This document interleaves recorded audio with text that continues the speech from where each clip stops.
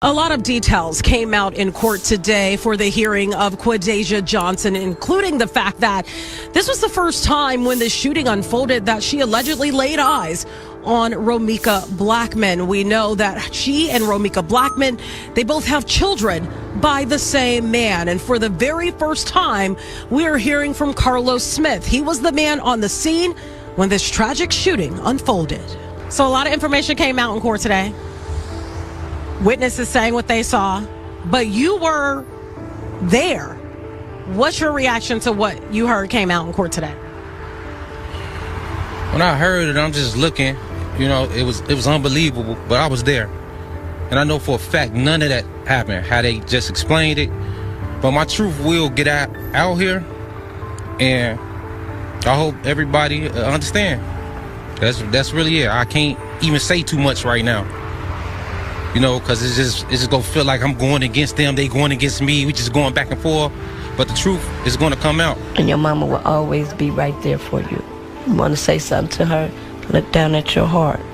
And whatever you say to her, say it to her right there. The same way I have to do. I have to look right here.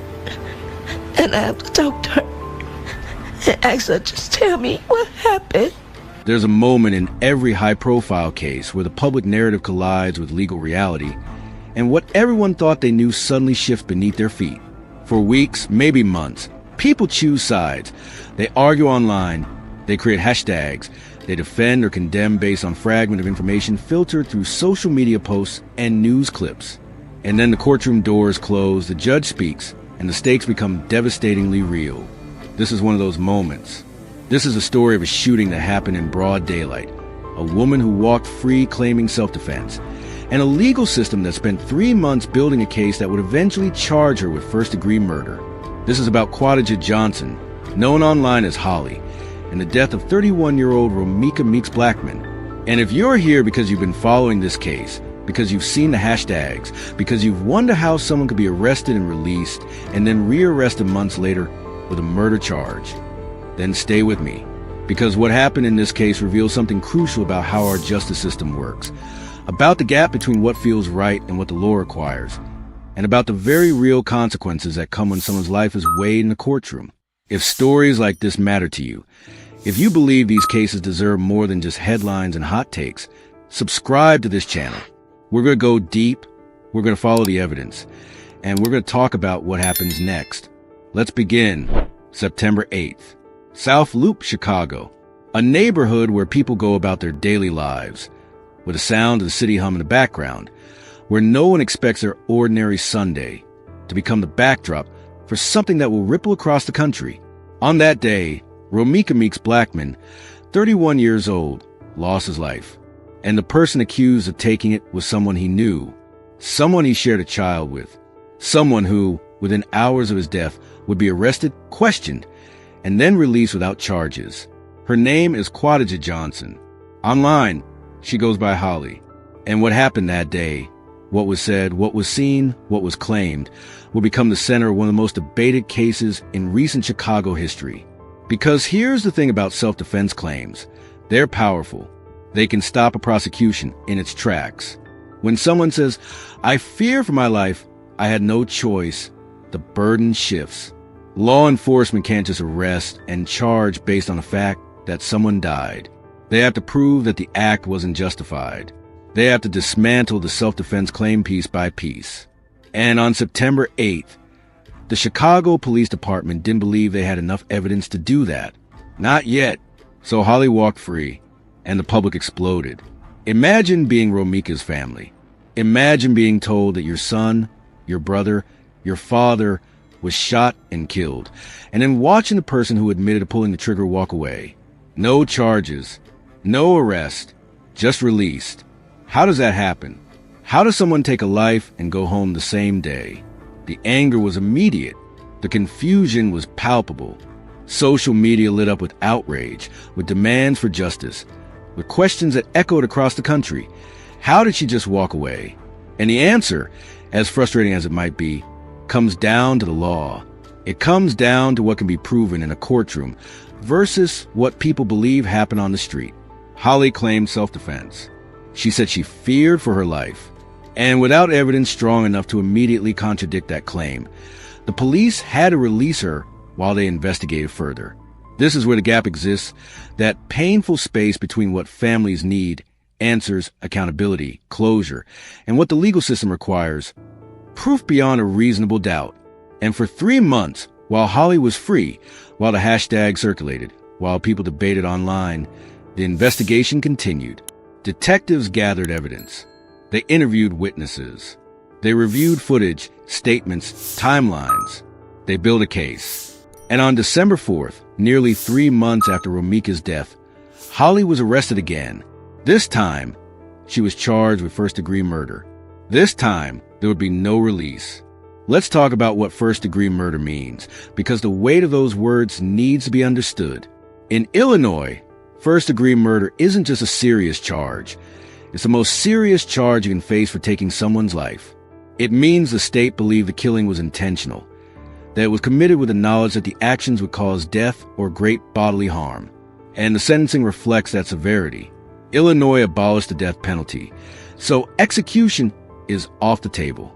But what remains is a mandatory prison sentence that, at minimum, spans 20 years.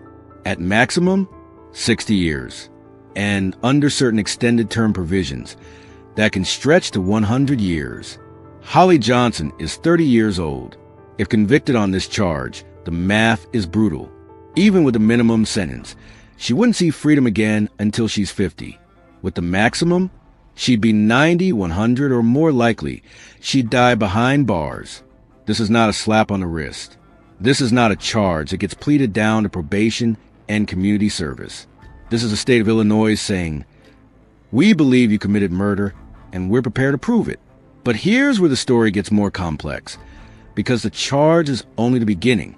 The question that haunts every criminal case, the question that keeps defense attorneys up at night and gives prosecutors leverage, is this: can we prove it?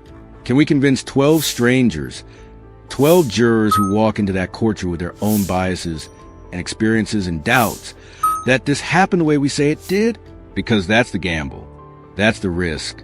And it's why, even in cases that seem airtight, even in cases where the evidence feels overwhelming, prosecutors consider plea deals. Not because they're weak, not because they're letting someone off easy, but because a plea deal is a guarantee. It removes the unpredictability of a jury trial. It ensures that the defendant will face consequences, will serve time, will be held accountable. And in a case like this, where self-defense has already been claimed, where the narrative is already being shaped by social media, where one sympathetic juror could derail everything, a plea deal might be the smartest move the state can make. So let's break this down. Let's talk about why a plea deal isn't a sign of weakness, and why, if Holly's attorney is smart, they're already negotiating one. Because the alternative, going to trial on a first-degree murder charge, is a risk that could cost Holly the rest of her life. Trials are unpredictable. You can have what looks like a slam-dunk case. You can have video evidence, witness testimony, forensic reports, confessions, and still lose. Why? Because juries are human. They make decisions based not just on facts, but on feelings, on how a witness presents themselves, on whether they believe the defendant is remorseful, on whether the defense attorney can plant just enough doubt to make them hesitate. And in this case, Holly has already admitted to shooting Romeca. That's not in dispute. What's in dispute is whether it was justified, whether she truly feared for her life, whether the law should excuse her actions because she believes she had no other choice. And all it takes is one juror, one person out of 12 who says, I believe she was scared. I believe she thought she had to do it. And suddenly you have a hung jury. Suddenly, the state has to decide whether to retry the case, whether to go through the whole process again, whether to risk another hung jury or even acquittal. A plea deal takes that risk off the table. Let's talk about what a plea deal might look like in this case, because it's not what people think. It's not Holly walking free. It's not her getting a slap on the wrist and going back to her life. A plea deal in a first-degree murder case, especially one involving a firearm, still means serious prison time. The state might offer to reduce the charge to second-degree murder, which sounds like a significant drop. But let's be clear about what that actually means. Second-degree murder in Illinois is still a Class 1 felony. It still carries a sentencing range of 4 to 20 years before any enhancements are added. And here's the kicker. Firearm enhancements are mandatory. If you use a gun and commission a felony, the law requires additional years to be tacked onto your sentence. In a second-degree murder case involving a firearm, that enhancement can add 15 to 25 years. So even if Holly pleads to second-degree murder, even if the state agrees to reduce the charge, she's still looking at 19 to 45 years in prison. She's 30 years old. With the maximum sentence, she'd be 75 before she's eligible for release. With a minimum, she'd be 49. And that's only if she qualifies for good behavior credits, which can reduce a sentence by up to 50%. But those credits aren't guaranteed. They require compliance, model behavior, participation in programs, and they're not available for first-degree murder convictions. That's leverage. That's why a plea deal matters. Now, let's talk about why the judge refused to grant Holly bail. Because this is where the case gets even more damning. When someone is arrested and charged, they typically have the right to post bail and await trial outside of custody. But that right isn't absolute. A judge can deny bail if they believe the defendant poses a danger to the community or is a flight risk. In Holly's case, the judge looked at the evidence and made a decision. He said, and these are the words that echo through the courtroom, that someone like Holly does not deserve to be out roaming the streets. What did the judge see that led to that conclusion? What evidence was presented that made him believe Holly was a danger? We don't have access to every detail, but we know some things. We know that Romeca was allegedly in a headlock when Holly shot him. A headlock, meaning someone else had physical control of him. Someone else was restraining him. And in that moment, Holly pulled a gun and fired. The question the judge had to consider is this. Was that necessary? If someone else had Romeca restrained, if he was an immediate threat to Holly in that moment, then why did she need to use lethal force? That's the question that haunts this case. That's the question the state will ask a jury if this goes to trial. But it's not just the shooting itself that concerned the judge. It's what happened after. It's how Holly behaved in the hours and days following Romeca's death. According to reports, there was a fist bump, a gesture, a moment that was captured and that prosecutors argued showed a lack of remorse, a lack of understanding of the gravity of what had just happened. Now, we have to be careful here. We have to acknowledge that people process trauma in different ways. Shock can make people act in ways that seem inappropriate, that seem callous, that don't align with what we expect grief or fear to look like. But in a courtroom, perception matters. Juries don't just hear facts. They watch behavior. They assess demeanor. They make judgments about whether someone seems sorry, whether they seem to understand the weight of their actions. And if the state can show that Holly was cavalier, that she was celebrating or unbothered or defiant, that becomes a narrative. That becomes evidence not of self-defense, but of something else, something darker. And then there's social media. Because Holly didn't just go quiet after being released. She posted, she engaged, she defended herself online. And while everyone has a right to tell their story, while everyone has a right to push back against public narratives, those posts become evidence. They become part of the record. Prosecutors can point to them and say, look at how she behaved. Look at what she said. Does this look like someone who was traumatized? Does this look like someone who was terrified for their life? Again, we have to be careful. We have to remember that social media is performative, that what people post isn't always reflective of what they feel, that the court of public opinion isn't the same as a court of law. But the judge saw enough. He saw enough to say no bail. He saw enough to say this person should not be free while awaiting trial. So where does this leave us? Where does this leave Holly? If her attorney is worth anything, they're having a very serious conversation right now about options, about risk, about what happens if this case goes to trial and a jury convicts her of first-degree murder. Because the math doesn't lie. 20 years minimum, 60 years maximum, potentially 100 under extended terms. No parole eligibility for decades. No good behavior credits to cut the sentence in half. A life spent behind bars. Compare that to a plea deal. 19 to 45 years on a second-degree conviction with firearm enhancements. eligibility for good behavior credits that could reduce the sentence by half, a possibility, however slim, of walking free at 55 instead of never. That's not an easy choice.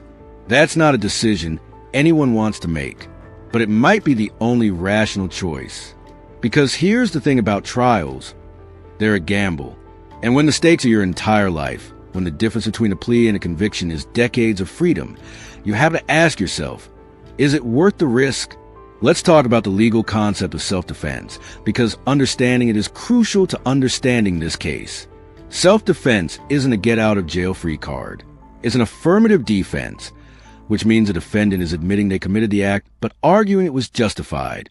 To successfully claim self-defense in Illinois, you have to prove several things. You have to prove that you reasonably believed you were in imminent danger of death or great bodily harm. You have to prove that the force you used was necessary to prevent that harm. And you have to prove that you weren't the initial aggressor, that you didn't provoke the confrontation. Those are high bars, and they're subjective. What seems reasonable to one person might not seem reasonable to a jury. What feels like imminent danger in the moment might not look that way when examined in the cold light of a courtroom months later. And that's where self-defense claims often fall apart. Because the law doesn't just ask what you believed in the moment. It asks what a reasonable person would have believed. And if a jury decides that a reasonable person wouldn't have felt the need to use lethal force, then the self-defense claim fails. And you're left with a murder conviction. In Holly's case, the state is arguing that the use of lethal force wasn't reasonable. They're arguing that Romeca was already restrained, that he was in a headlock, that he was an immediate threat to Holly when she fired. And if they can prove that, if they can show that Holly had other options, that she could have walked away or called for help or de-escalated, then the self-defense claim crumbles. But proving that isn't easy, because Holly will argue that she felt threatened. She'll argue that she didn't know how long Romeca would stay restrained, that she feared what would happen if he got free, that in that moment, she believed her life was in danger, and all she needs is for one juror to believe her. One juror to say, I understand why she felt that way. I understand why she thought she had to act. And suddenly, the state's case is in jeopardy. This is why prosecutors offer plea deals. This is why, even when they believe they have a strong case, they're willing to negotiate, because a trial is a risk. A trial is unpredictable, and a hung jury, or an acquittal, means Romeca's family gets no justice. It means Holly walks free, and that's not a risk the state wants to take. A plea deal, even one that reduces a charge, still guarantees accountability. It still guarantees prison time.